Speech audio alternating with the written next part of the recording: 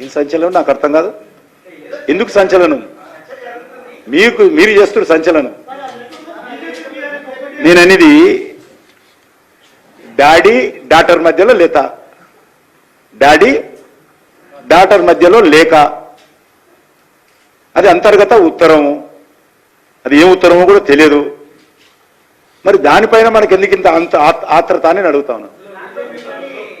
దీనికి అంత ప్రాధాన్యత ఇవ్వాల్సిన అవసరం లేదు. అఫీషియల్గా చెప్తా ఉన్నాను.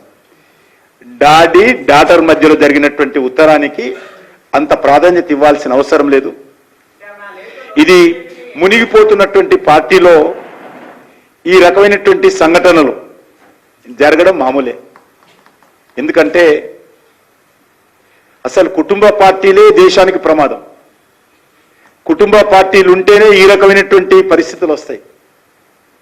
గతంలో కూడా చెప్పాము, ఈ కుటుంబ పార్టీలలో ప్రజాస్వామ్యం ఉండదు. ఈ కుటుంబ పార్టీలలో ప్రజల యొక్క సంక్షేమం ఉండదు. కుటుంబ సంక్షేమము, అధికారమే ప్రధానంగా ఉంటుంది. కాబట్టి అందులో ఈరోజు బీఆర్ఎస్ పార్టీ మునిగిపోతున్న నావలాంటి పార్టీ. ఈ పార్టీలో ఈ రకమైనటువంటి డాటర్ డాడీ మధ్యలో ఉత్తరాలు ఇంకా జరుగుతాయి. మనకేమైనా పెద్దగా పట్టించుకోవాల్సినటువంటి అవసరం లేదు. భారతీయ జనతా పార్టీ గత 10 సంవత్సరాలుగా ఈ విషయం స్పష్టంగా చెప్తా ఉంది. ఈరోజు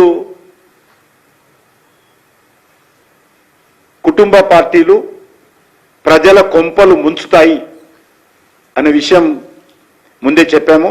ఇది మనకు కనిపిస్తూ ఉంది.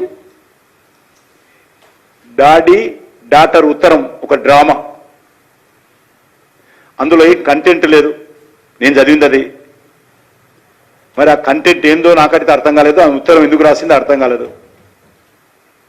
డాడీ డాటర్ మధ్యలో మాటలు లేవని విషయం ఇప్పుడే తెలిసింది. మేము ఇన్ని రోజులుగా చెప్తా ఉన్నాం, కేసీఆర్ ఏ రోజు కూడా ప్రజా సంఘాలను కానీ, రైతు సంఘాలను కానీ, రైతు కూలీ సంఘాలను కానీ, విద్యార్థి సంఘాలను కానీ, యువజన సంఘాలను కానీ, మహిళా సంఘాలను కానీ ఏ రోజు కలవలేదు. సొంత పార్టీ ఎమ్మెల్యేలను కలుస్తాడో తెలియదు, నాకు తెలియదు. అది కూడా అంతంత మాత్రమే.